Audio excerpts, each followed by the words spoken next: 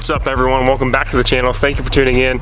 Today I want to give you guys a 1-year review of my 2021 Ram 2500 crew cab, standard bed, 4-wheel drive, bighorn trim level, 6.7 liter turbo diesel Cummins engine, 373 gears, and I guess that's about it. If you are new to the channel, please consider subscribing if you like truck content like such here behind me. I actually wanted to film this video. I wanted to go for a drive to film this video somewhere, although I just washed the truck yesterday and I am going to be that type of guy right now. I don't want to drive it and get it dirty because it rained all day today. Roads are going to be wet. There's going to get some road debris and everything on this truck, and I do not daily drive this truck, and I don't plan on driving the truck for like another 4, 5, 6 days or so. And I just don't want the truck to get dirty. I don't want to sit in my driveway dirty. So I'm gonna have to deal with my driveway for today. Like I said, 1-year review. Got the truck like April 13th or something like that of 2021. Today is actually like May 1st and I'm filming this video, so I'm a little late on it. But I clocked about 13,000 miles on the truck. Just hit 13,000 when I pulled it into the driveway. I do daily drive a Volkswagen TDI, which I actually do have some content coming on the TDI here momentarily. Not going to go over a full mod list in today's video. I am going to do that here upcoming shortly in the next couple uploads, because there is no secret anymore. We did order new wheels for the truck for this summer, and once you put the wheels on, we'll do a full overview, full mod list, because I'm going to consider it done after we get the wheels on for the summer. Honestly, this thing looks a hell of a lot different from when it did when we picked it up last April in 2021. And it's gonna look a hell of a lot different this year than it did last year when we pretty much repped it stock, but just with a couple small modifications. We did a lot of stuff to this truck over the winter, so like I said, if you are new to the channel, please consider subscribing and checking some of those videos out. And I'm hoping this video is fairly informative and informational for people who are looking to buy a truck like this, so on and so forth. All right, so first things first, like I said, truck is 1 year old. We got just about 13,000 miles on it, and I can seriously and honestly say that I have had 0 issues, 0 problems with the truck so far, which is awesome. Now, being a 2021, this thing does have a CP3 pump, whereas the older 5th gens like the 19s and the 20s have had the CP4, which has been recalled, and I didn't have to deal with any of that stuff, any of that madness. This thing already has a CP3 pump, so that part is good. The truck itself does have 2 recalls open currently, one for the heat grid not being, I guess, catching on fire, and the other for StabiliTrak or Stability Control or Stability Control, whatever you want to call it. Both of those recalls are open on the truck. I have not done them. I honestly don't plan on doing them. Everything else is pretty good. So the truck is tuned and deleted. Did that around 8,000 miles, so 5,000 miles in with a deleted truck with the 68 RFE. And I'm happy to report there as well that I don't have any issues. Everything seems to be fairly solid, working and functioning the way it is supposed to from the factory, with a little bit more pep, if you will.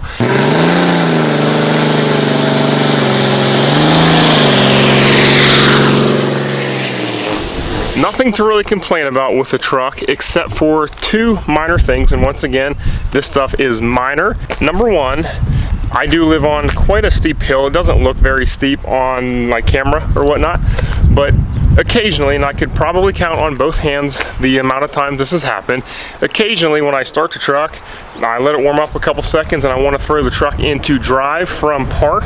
Now, I do use the emergency brake every single time I park this truck on my hillside, because I don't really trust all the weight on the parking pin, and I don't really want to rely on the parking pin. Occasionally when I throw the truck into drive, well, it won't let me throw it into drive. Sometimes it is stuck in park and you cannot do anything about it except for shut the truck back off, turn it back on, and then it works flawlessly and smoothly. So I don't know if you guys have one of these trucks, has it ever happened to you? Because it's happened to me probably a good handful of times, but once again, nothing bad to report. Number 2, the only other thing that I ever have any issues with, it's not really an issue, same thing, my steering wheel squeaks. It's so minimal. If the radio's on, you can't hear the squeak whatsoever, although if I'm driving with no radio or anything like that, and you make like a large turn, you could hear it squeaking, and once again, that's stupid. There's no mechanical errors, issues, no electronical things that have gone wrong. I'm very happy with the truck. A huge upgrade from my 2018 Silverado that I had previously on the channel. If you guys are that long of a subscriber, I love being in the 3/4 ton truck. It drives a hell of a lot nicer. It obviously tows and does its job a lot nicer than my half ton did. I really enjoy towing with the truck. It does very well.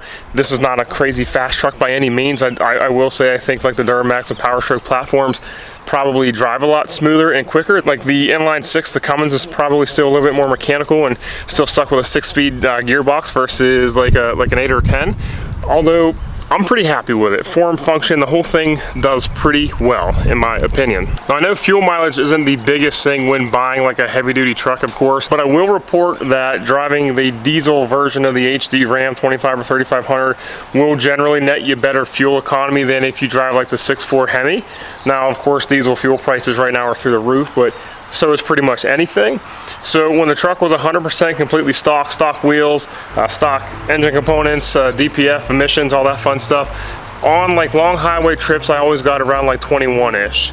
And with any kind of towing going on, 11, 12, and then generally I was always around like 15 on average, 15, 16. Now, since the weight loss program that I put the truck on, same exact thing. Highway wise, now with like the 35s, I get about 21-ish, the same thing. Towing wise, it's probably, depends on what it is, but most things that I tow are, you know, between like, I don't know, like heaviest load I've probably towed with this yet is maybe 8,000 or 9,000 pounds. Yeah, I'm still getting about 12, 13 miles per gallon. Towing campers back and forth to an RV show and whatnot, I think I averaged like 14. I had some small campers, some bigger ones. I towed a 36-foot 14K Lamar gooseneck a couple weeks ago to a customer. I got like 14 that whole trip, so I was pretty happy with that. And then everyday daily driving, I average like 17. So about 17 miles per gallon is what I get for the truck right now. If that is a concern, if like, you know, either way, I get 17 miles per gallon. Average probably 14, 15 if I'm driving nothing but city, and 20, 21 on highway. Comfortability wise, if that is a word, I'm very comfortable in the truck. Now, I am 6'7", so sometimes my head will hit the ceiling. Believe it or not, I have a hell of a lot more room driving small cars like this or that than I do in a full-size truck. But it's just part of the game. So we rep a lot of these Rams at work, but we do all tradesmen's. This is one step above. It's a Bighorn, and the comfort level is freaking so through the roof compared to what you get on a tradesman. Personal opinion, of course, I'm sure a lot of tradesman guys are gonna hate on me for saying that. The seats are so much more comfortable. All the armrests for, you know, your right arm, the door sill for your driver's arm. It's a comfortable truck, way more comfortable than even my Silverado was, to say the least. I enjoy the fact that I could throw 35s on stock wheels and stock suspension and it clears and does not rub at all. I'm just very happy with the truck overall, straight up, seriously. I'm not trying to bore you or waste your time with the video, but very happy with it. No steering slop or steering play that straight axle trucks are known for to have. Overall, pretty good. Now, the 2500s do come with coil springs in the rear, so it is a little bit softer than what you get like on leaf spring suspension truck. I think it rides good. It does definitely squat when towing, but we are gonna correct that here at some point. So, like I said, Bighorn trim. I'm very happy with the whole interior, the whole look, and the whole everything of the truck. Ram did go with a black headliner and everything for the 21s, which is pretty awesome compared to like their tan headliner they put in all the other trucks. Like I said, seats are comfortable. There's plenty of storage here, storage there, storage literally everywhere. I do not have the 12-inch screen. I got the little 8.4 whatever inch screen, and very happy with that. I like the actual controls and like all the buttons, the conveniences. Same thing. Back seat, I have plenty of storage. Now, I did contemplate getting a mega cab at some point, but honestly, I'm pretty happy that I didn't. This is all I need. I don't have kids. I don't carry people in the back seat very often. Very happy with this. Also, in the bed, there's of course a lot of conveniences here with the, you know, like with hauling a gooseneck and whatnot, you do have the trailer wiring and everything there. The lights there in the bed are awesome. The cargo light here is awesome. But they just did a good job in general, like with all the finishing touches, like all the, it's just, I'm very happy with it, if I haven't said that yet. Amp power boards, the amp power steps, those are obviously not factory on the truck. We just did that last week. I'll link the video up in the corner if you would like to watch it yourself. Yeah, I guess that's about it. Somewhat short video. Hope it was helpful for some of you guys, but I don't have a whole lot to report because I have not had any issues with the truck to date. Now, we did change a lot of the stuff, We changed a lot on this truck.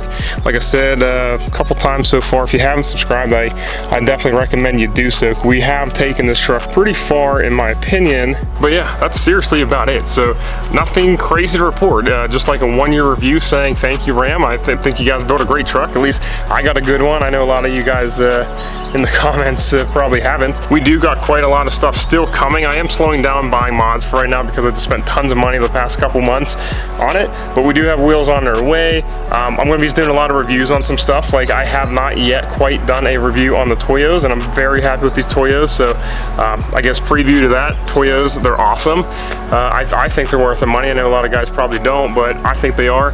Got that stuff coming. We're finally going to put a bed liner in the truck. There's still stuff to come, which is pretty good. All that being said, thank you guys for watching. If you didn't make it this far, please like the video. If you haven't already, subscribe, join the family, join the Cummins build. And like I said, I do have a little bit of TDI content coming here in a little bit. That's all I got. So 1-year review. I like the truck. I'm gonna keep driving it. I don't have any plans to get rid of it or to replace it with anything anytime soon. And we'll go from there. So thank you guys a lot. See you next week. Peace.